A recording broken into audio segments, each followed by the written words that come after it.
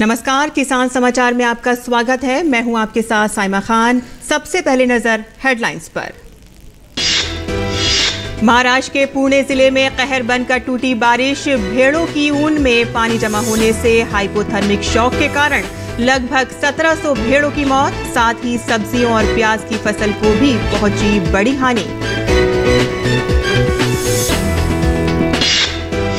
महाराष्ट्र के नासिक में भी बारिश ने किसानों से छीनी खुशी, लगातार बारिश से अंगूर और टमाटर की खेती को पहुंची बड़ी क्षति।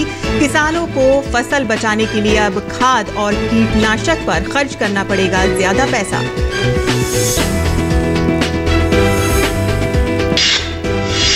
उत्तर प्रदेश के सहारनपुर में एक कार्यक्रम के दौरान केंद्रीय गृह मंत्री अमित शाह ने किसानों के हित में किए गए योगी सरकार के कामों को गिनाया। कहा कि गन्ना किसानों को अब तक का किया गया ऐतिहासिक भुगतान।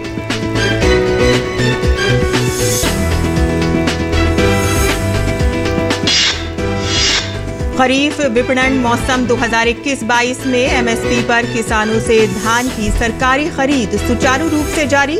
अब तक की जा चुकी है 90 लाख मीट्रिक टन से अधिक धान की खरीद। 18 लाख से अधिक किसान हुए लाभान्वित।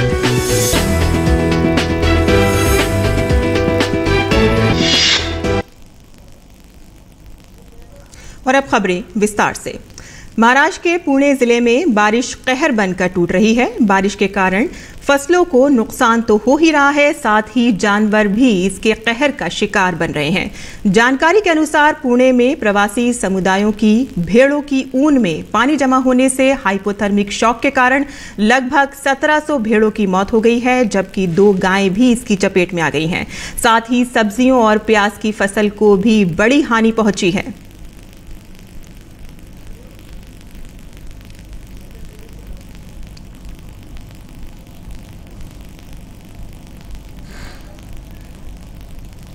और इसी पर ज्यादा जानकारी के लिए हमारे साथ जुड़ गए हैं पुणे जिला परिषद के सीईओ आयुष प्रसाद। आयुष जी, जैसे कि हम सुन रहे हैं कि 1700 भेड़ों की मौत हुई है और ये 1700 भेड़ें कोई कम तादाद नहीं है। हाइपोथर्मिक शॉक बताया जा रहा है इनके मौत का कारण। तो सबसे पहले हम आपसे ये जानना चाहेंगे कि ये हाइपोथर्मिक शॉक आखिर है क्या? बेसिकली हमारे पुणे डिस्ट्रिक्ट में अभी जो बरसात हुई उसमें अबाउट 56 सेंटीमीटर बरसात पूरे डिस्ट्रिक्ट में, प्रत्येक रेवेन्यू मंडल में एवरेज 56 सेंटीमीटर बरसात हुई। अभी का जो टाइम है वो माइग्रेटरी टाइम है, जहां पर जो हमारे नोमैडिक ट्राइब कम्युनिटीज हैं उनके साथ जो भेड़ रहते हैं उनके साथ वो प्रवास में रहते हैं और ओपन ग्राउंड्स में वो लोग रुके थे। जब बारिश होती है तो जब कम टाइम के लिए बारिश होती है तब उनको बेसिकली दिक्कत नहीं होती, वो खुद को साफ कर लेते हैं और पानी उनके वुल में नहीं रहता। बट कल की जो बरसात हुई थी वो ऑलमोस्ट 12-14 घंटे कंटिन्यूसली चल रही थी, तो ये सारे भेड़ें गीली हो गई और उसकी वजह से उनके बॉडी का टेम्परेचर बहुत ही ज्यादा कम हो गया और उसकी वजह से हाइपोथर्मिक शॉक हो गया, कुछ को निमोनिया हो गया। इसकी वजह से 3 तालुका में 1700 भेड़ों की मृत्यु पिछले 24 घंटों में हुई है। इसकी हमारे पास अभी तक प्राथमिक माहिती है, सूचना है और उस हिसाब से हम आगे हम काम करने वाले हैं। जी आयुष जी, आपने बताया कि तापमान कम होने की वजह से हाइपोथर्मिक शॉक भेड़ों को हो गया था। आमतौर पर हाइपोथर्मिक शॉक जो है वो तापमान अगर कम हो जाता है तो उनमें तापमान अगर कम हो जाता है तो हाइपोथर्मिक शॉक हो जाता है। लेकिन हम आपसे ये भी जानना चाहेंगे कि 1700 भेड़ हैं, ये प्रवासी समुदाय के लोगों की हैं। आमतौर पर इस तरह के समुदाय जो होते हैं वो गरीब होते हैं, उनकी ज़्यादा आमदनी नहीं होती और इतनी बड़ी तादाद में अगर उनके भेड़ों की मौत हो गई है तो ये बहुत बड़ा नुकसान है। आप इसको किस तरह से देखते हैं? जी बिल्कुल, बहुत बड़ा नुकसान है। हमने सारे हमारे जो वेटनरी और एनिमल हस्बेंड्री डिपार्टमेंट के जो डॉक्टर्स हैं उनको हमने प्रत्येक गांव में, प्रत्येक इनके जो रहने की जगह है जहां पर मृत्यु हुई है वहां पर हमने पंचनामा करने के लिए भेज रखा है। उसी के साथ साथ जल्दी से जल्दी हमारे पास सारे पंचनामा और मेडिकल रिपोर्ट्स हमको मिल जाएंगी। दूसरा जो बॉडी का डिस्पोजल है उसको भी करने की हम नियोजन कर रहे हैं, क्योंकि बॉडी को भी सेफ डिस्पोजल करने की जरूरत है, क्योंकि संख्या बहुत बड़ी है। अलग अलग गांव में स्प्रेड है। एक गांव में बड़ी तादाद 200 से 300 तक रहती है, बट ये अलग अलग गांव में स्प्रेड है और हमारी पूरी कोशिश है कि जल्दी से जल्दी हमारा पंचनामा पूरा हो, सरकार की तरफ हम रिपोर्ट भेज सके और इसका जो भी मुबदला सरकारी नियम के हिसाब से वो हम जल्द से जल्द इनको हम दे पाए। जी, मैं आपसे यही जानना चाह रही थी कि इनको सरकार की तरफ से क्या कुछ मुआवजा मिल सकेगा? मुझे जो रेट पता है उसमें 4,000 रुपए प्रत्येक भेड़ के पीछे 4,000 रुपए उनको मुआवजा मिलेगा। आयुष जी, इसमें है ना फसल को भी भारी नुकसान पहुंचा है, खासतौर पे सब्जियों को नुकसान पहुंचा है, तो हम आपसे जानना चाहेंगे कि वो कौन कौन सी सब्जियां हैं जिनको भारी नुकसान पहुंचा है? आप जानते हैं कि क्या पुणे का जो उत्तर पुणे डिस्ट्रिक्ट है जहां पर बारिश ज्यादा हुई थी, इस एरिया में प्याज और टमाटर, ये दो सब्जियां पूरे देश भर के बाजारों में जाती हैं। तो प्याज और टमाटर तो 12 महीने कुछ क्षेत्र में लगे रहती हैं। तो ये जो अभी सब्जियां हैं इसमें नुकसान होने की प्राथमिक माहिती है। हम लोगों ने फिर से एग्रीकल्चर डिपार्टमेंट की टीम भी हर खेत पे भेजा है, उसका हम नुकसान का म्यायना कर रहे हैं और हमें प्राथमिक माहिती ये है कि इसमें नुकसान हुआ है। कुछ जगह पे बैम्बू के स्ट्रक्चर्स होते हैं जिसको हम कांदा चाल कहते हैं, वहां पर ये प्याज का स्टोरेज किया जाता है, वहां पर भी पानी घुसने की वजह से नुकसान होने की प्राथमिक सूचना है। इसकी हमारे एग्रीकल्चर डिपार्टमेंट और एनिमल हस्बेंड्री डिपार्टमेंट दोनों विभाग लगी हुई हैं और जल्दी से जल्दी पूरी कोशिश कर रहे हैं कि पूरा पंचनामा करके हम सरकार की तरफ रिपोर्ट सादर कर सकें। जी आयुष जी, अगर फसलों को अगर इस तरह का कोई नुकसान पहुंचता है तो वो आपके लिए किस तरह की परेशानी खड़ी हो जाती है? फसलों का जब नुकसान पहुंचता है, विशेषतः जो वेजिटेबल क्रॉप्स रहती हैं, इसके लिए परेशानी ये होती है कि 15 दिवस से ज्यादा यदि कोई हम स्टोरेज करते हैं तो उसमें उनको मुआवजा नहीं मिलता, तो शेतकरियों को इसमें जरा दिक्कत आती है। पहले भी जब हमारे पास जो साइक्लोन्स आए पिछले 1-1.5 साल में इस भाग में, तो उसमें मोटी संख्या में नुकसान हुआ था। उसी तरह से कुछ भाग में मैंगो ऑर्चर्ड्स हैं जहां पर जो फ्लावरिंग, अगर फ्लावर्स टूट के गिर जाते हैं तो उसमें लोगों को नुकसान होता है। इसका इमीडिएट इम्पैक्ट मुंबई, पुणे और देश के विभिन्न बड़े महानगर के जो बाजार हैं वहां पर हमको दिखती है, क्योंकि बाजार के भाव बढ़ जाते हैं क्योंकि सप्लाई कम हो जाते हैं। ये जो पुणे का जो भाग है, यहाँ से मुंबई और पुणे, ये जो दो बाजार हैं यहाँ पर मोटे संख्या में, बड़ी संख्या में यहाँ के जो हमारी भाजी है वो जाती है, चाहे टमाटर हो या प्याज हो, और इसका असर वहां पर दिखाई दे सकता है आने के दिनों में। जी आयुष जी, बहुत बहुत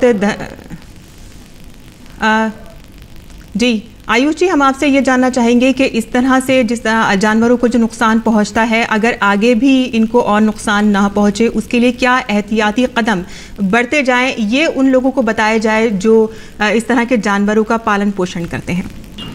इसके लिए मैं सारे लोगों को ये बताना चाहता हूँ कि रोजगार हमी योजना जो मनरेगा की योजना है, उसमें हम 75,000 तक गाय गोठा दे सकते हैं, पोल्ट्री का शेड दे सकते हैं, हमारे बकरियों को रखने के लिए शेड दे सकते हैं जो 30-35,000 40,000 तक है, और गायों के लिए जो गोठा है वो हम लोग 75,000 तक का दे सकते हैं। तो मेरी सबको यही रिक्वेस्ट है, हम लोगों ने इस पे स्कीम्स भी चलाई हैं और कोशिश की है कि ज्यादा से ज्यादा मात्रा में जो जानवर हैं उनके लिए एक शेल्टर क्रिएट किया जाए। तो ये हम जो स्थानिक एक जगह रहने वाले जानवर हैं उनके लिए शेल्टर की स्कीम मनरेगा की योजना में उपलब्ध है। तो इसकी लाभ लेके लोगों ने अगर अपने जानवरों के लिए ऐसी शेल्टर की स्कीम बनाई, शेल्टर तैयार किया, उनके लिए रहने की जगह निर्माण करके दिया, तो इसमें दूध का भी उत्पन्न बढ़ता है। हमने देखा है कि ऑलमोस्ट 20 से 30% दूध का उत्पन्न बढ़ता है। उसी तरह से जो जानवर मीट के लिए रखा जाता है उसमें भी उनका वेट बढ़ता है, उसकी वजह से ज्यादा अच्छा बाजार भाव हमारे किसानों को मिल सकता है। तो मेरी यही विनती सबको रहेगी कि शेल्टर आप तैयार करें। एंड इसके हमारे एक और चीज है कि हमको हमारे किसानों की ट्रेनिंग भी करने की जरूरत है कि अगर सडनली बारिश आ जाए तो क्या उनको प्रिकॉशंस लेनी चाहिए। तो ये ट्रेनिंग भी हम बढ़ाने की कोशिश करेंगे। हमारे पास जिला में 2 किसान KVKs हैं, किसान केंद्र, तो वहाँ उनके माध्यम से हम ट्रेनिंग भी बढ़ाने की पूरी कोशिश करेंगे। जी आयुष जी, बहुत बहुत शुक्रिया, आप हमारे साथ जुड़े और हमें इस तमाम जानकारी से हमको अवगत कराया। बहुत बहुत शुक्रिया। बहुत आगे बढ़ते हैं, जहां महाराष्ट्र के नासिक में भी किसानों पर बारिश आफत बनकर टूटी है। लगातार हो रही बारिश से टमाटर की फसल को बड़ी क्षति पहुंची है। किसानों का कहना है कि बारिश के कारण जो नुकसान हुआ है उसकी भरपाई के लिए अब ज्यादा पैसा खर्च करना पड़ेगा, यानी कि फसल बचाने के लिए अब कीटनाशक और खाद का प्रयोग करना पड़ेगा, जिस पर ज्यादा लागत आएगी।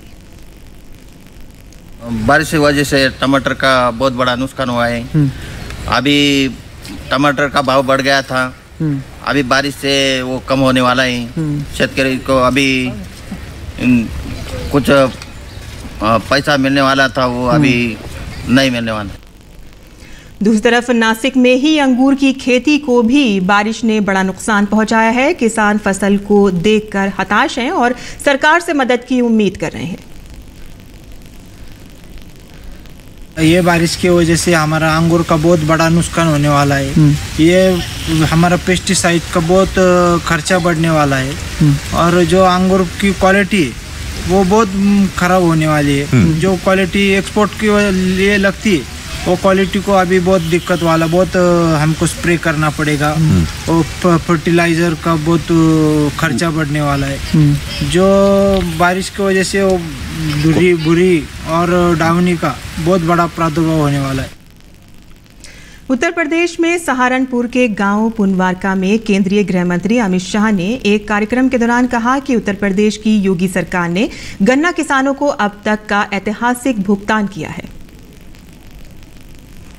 उत्तर प्रदेश में जो विकास हुआ है उसमें विशेषकर पश्चिमी उत्तर प्रदेश के अंदर गन्ना मिलों को बंद कर अपने चट्टों बट्टों को बेचने का बड़ा षड्यंत्र चलता था। इसकी सीबीआई इंक्वायरी चल रही है।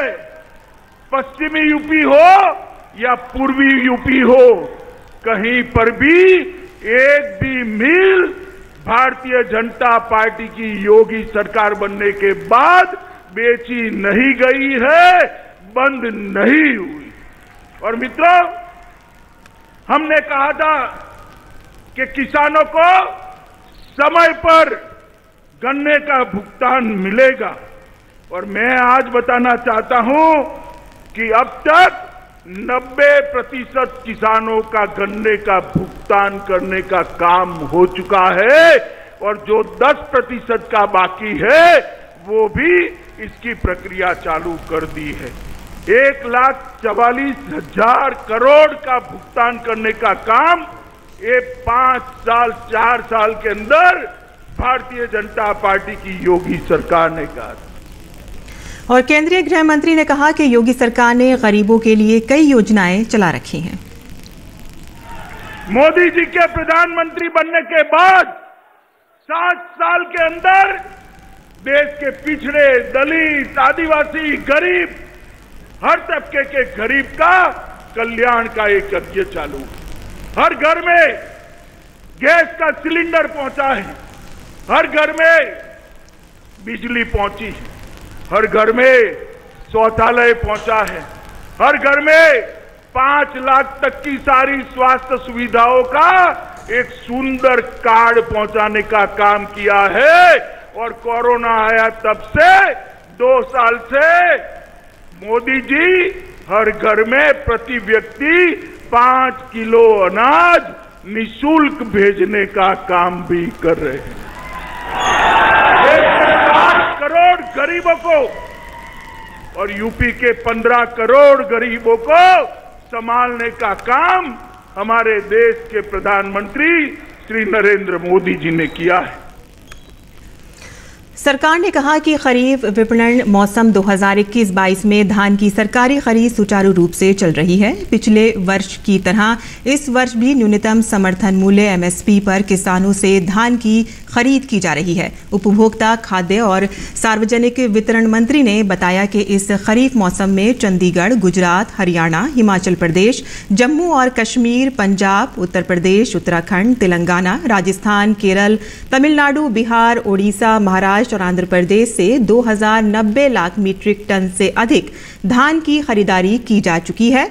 सरकार के अनुसार 57,032 करोड़ रुपए लागत की सरकारी खरीद से 18 लाख से अधिक किसान लाभान्वित हुए हैं। मंत्रालय ने बताया है कि खरीफ फसल की सबसे अधिक खरीदारी पंजाब, हरियाणा और उत्तर प्रदेश में की गई है। मंत्रालय ने बताया कि इस मौसम में न्यूनतम समर्थन मूल्य पर सरकारी खरीद से लगभग 1,31,13,417 किसान लाभान्वित हुए हैं, जिन्हें 8,94,19,000 मीट्रिक टन धान की बिक्री से 1,68,823 करोड़ रुपए से अधिक राशि प्राप्त हुई है। और कुसुम योजना में पहले से पंजीकृत परियोजनाओं की सुरक्षा राशि अब 15 दिसंबर तक जमा कराई जा सकेगी।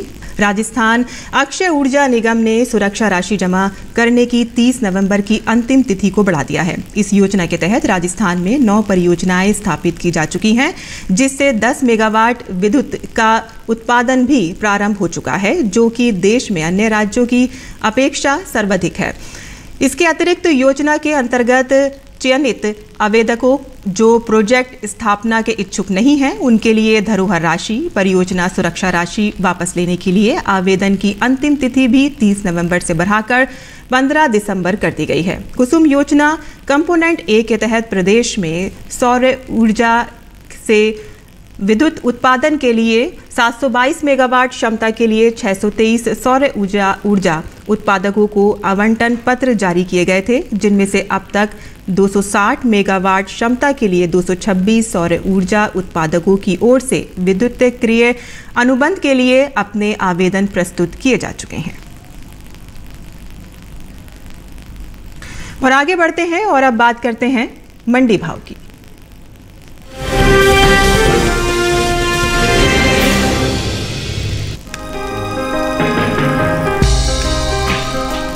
बीते कुछ समय से आगे चल रही रबी मक्का की बुआई में अब कुछ कमी देखने को मिली है। चालू रबी सीजन में मक्का की बुआई बीते साल के मुकाबले 4000 हेक्टेयर पीछे चल रही है। कृषि मंत्रालय की ओर से साल 2021-22 के लिए 26 नवंबर को जारी ताज़ा आंकड़ों के अनुसार रबी मक्का की कुल बुआई 4,49,000 हेक्टेयर में हो चुकी है, जबकि साल 2020-21 के दौरान बुआई का रकबा 4,52,000 हेक्टेयर रहा था।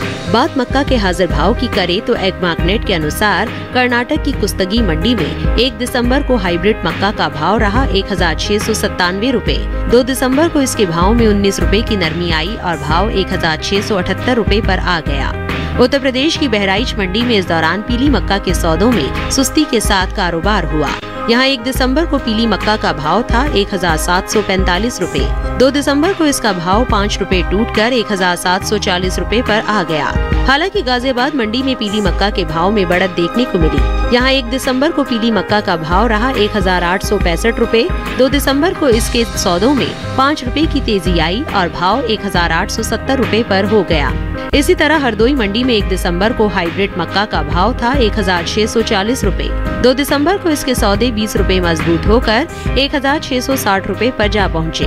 उत्तर प्रदेश की दूसरी मंडियों में मक्का के भाव की बात करें तो अलीगढ़ मंडी में हाइब्रिड मक्का का भाव रहा 1,740 रूपए। लखीमपुर मंडी में भाव रहा 1,650 रूपए। सिरसागंज मंडी में हाइब्रिड मक्का 1,800 रूपए पर बिकी, जबकि राज्य की ही घिरोर मंडी में इस दौरान पीली मक्का के सौदे 1,730 रूपए पर हुए। बता दें कि साल 2021-22 के लिए मक्का का पहले अग्रिम अनुमान को जारी किया है। कृषि मंत्रालय की ओर से जारी पहले अग्रिम अनुमान के अनुसार साल 2021-22 के दौरान देश में मक्का की पैदावार 21.24 मिलियन टन होने का अनुमान है।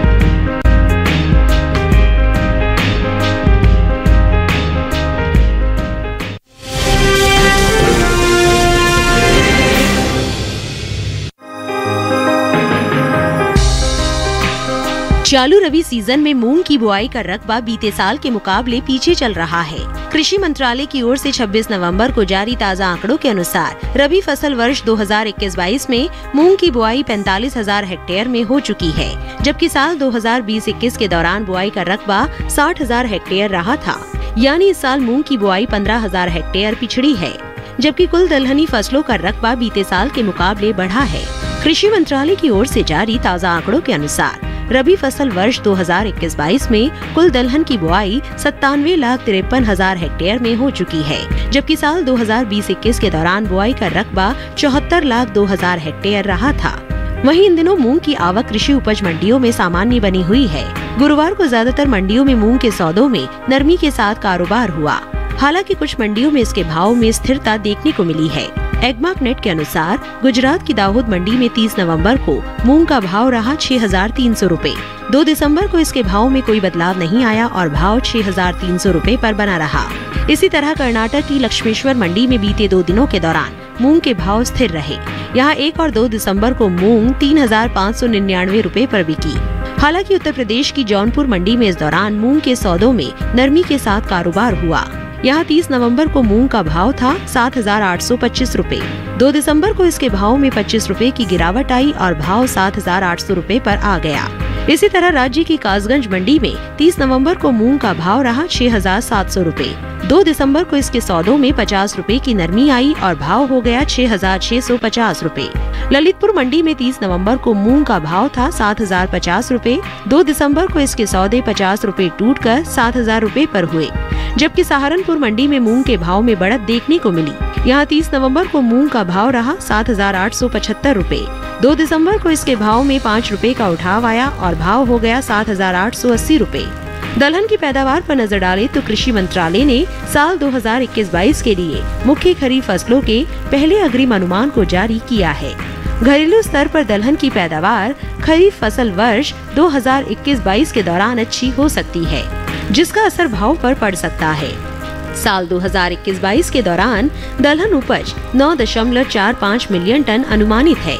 ये 8.06 मिलियन टन की औसत दलहन की पैदावार की तुलना में 1.39 मिलियन टन अधिक है।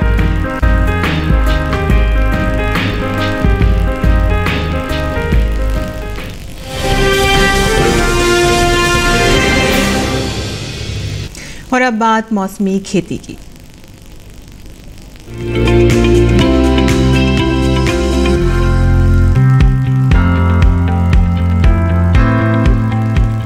दिल्ली और आसपास के इलाकों में गेहूं की बुआई जारी रखे।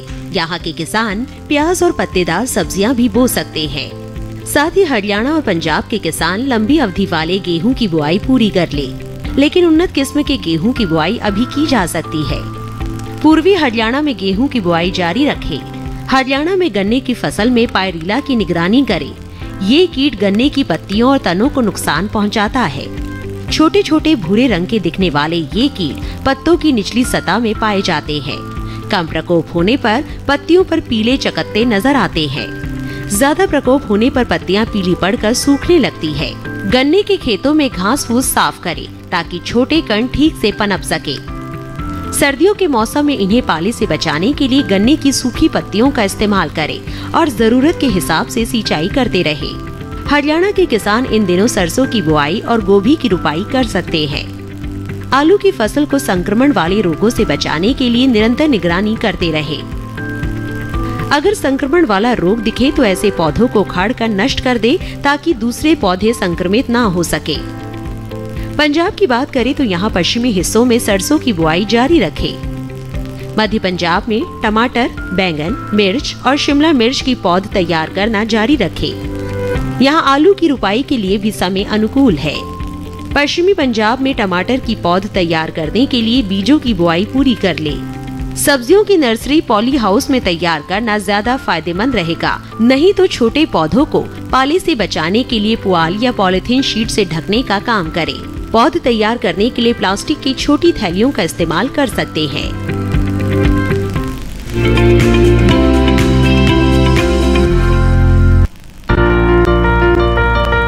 ये समय हरी प्याज की बुआई के लिए एकदम अनुकूल है। रबी की हरी प्याज की बुआई अक्टूबर-नवंबर में की जा सकती है। इसकी बुआई के लिए किसान सबसे पहले खेतों को जोतकर तैयार कर ले। खरपतवार को पूरी तरह से साफ कर ले। 1 हेक्टेयर खेत के लिए करीब 10 से 12 किलो बीज काफी रहते हैं। उर्वरक की बात करें तो अच्छी फसल के लिए 1 हेक्टेयर खेत में 150 किलो नाइट्रोजन, 60 किलो फास्फोरस और 60 किलो पोटेशियम युक्त उर्वरक का इस्तेमाल करें। बुआई के समय पंक्ति से पंक्ति के बीच की दूरी 15 सेंटीमीटर रखें। अच्छी फसल के लिए बुआई के तुरंत बाद फसल में सिंचाई करें। इसके बाद हर 10 से 12 दिन के अंतराल पर फसल में सिंचाई जरूर करें। हरी प्याज में थ्रिप्स कीट का खतरा रहता है। थ्रिप्स की रोकथाम के लिए विशेषज्ञों की सलाह पर उचित दवाओं का छिड़काव करें। हरी प्याज की अच्छी पैदावार के लिए किसान इसकी उन्नत किस्म पूसा सौम्या लगा सकते हैं। 1 हेक्टेयर में इस किस्म की 250 क्विंटल फसल ली जा सकती है। ये किस्म उत्तर भारत में लगाने के लिए काफी अच्छी है। पूसा सौम्या की खेती उत्तर भारत में दिल्ली और दिल्ली के आसपास के इलाकों में की जा सकती है।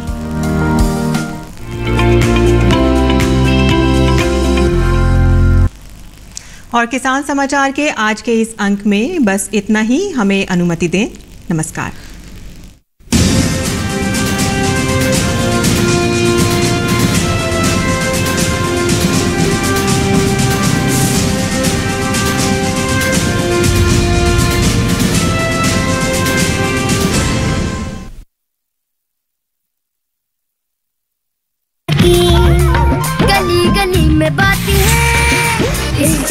यहाँ है खलबली हासे सर पर चढ़े, टिकट हो या ना हो ये गाड़ी चल पड़ी। गली गली सिम सिम, गली गली सिम सिम, गली गली सिम सिम, सिम सिम, गली गली सिम सिम। महका महका घर आंगन, हरियाली से खिलेगा तन मन। छत पर छोटी सी बगिया, जरूरत भी पूरी, शौक भी पूरा। देखिए छत पर बागवानी, शनिवार सुबह 9 बजे। रिश्तों की अजब कहानी है, वैसे तो सदियों पुरानी है मंज़र जादू नगरी के, हैरत वाली कहानी है। ये 2 दिनों की दास्तां, फलक ज़मीं की है ज़बां, वो तो है ख्वाबों की बनी।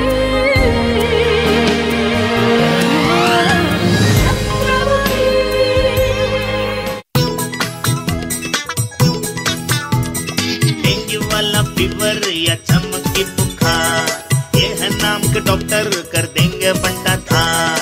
सर की सर्जरी हो या मैडम जी बीमार, म्यूजिक वाला डॉक्टर करेगा उपचार। ये जीवन देंगे या जीवन लेंगे, छेड़ा तो ठन ठन को पार। गोलमाल गोलमाल ये है गोलमाल अस्पताल, गोलमाल अस्पताल।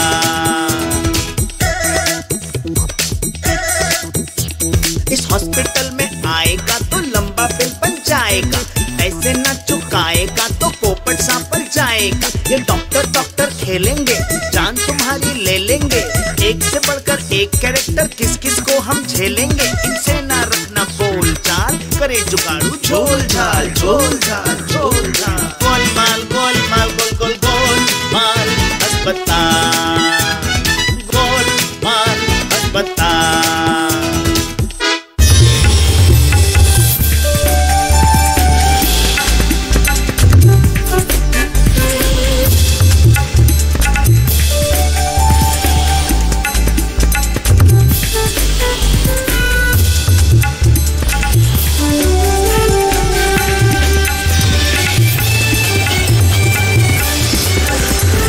टीवी के साथ बदलते भारत की शान।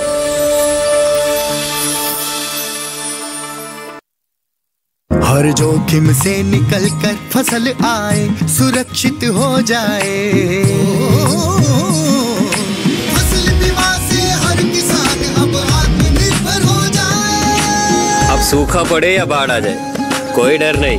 अब ओले पड़े या कीट पतंगे फसल खा जाए, कोई फिक्र नहीं।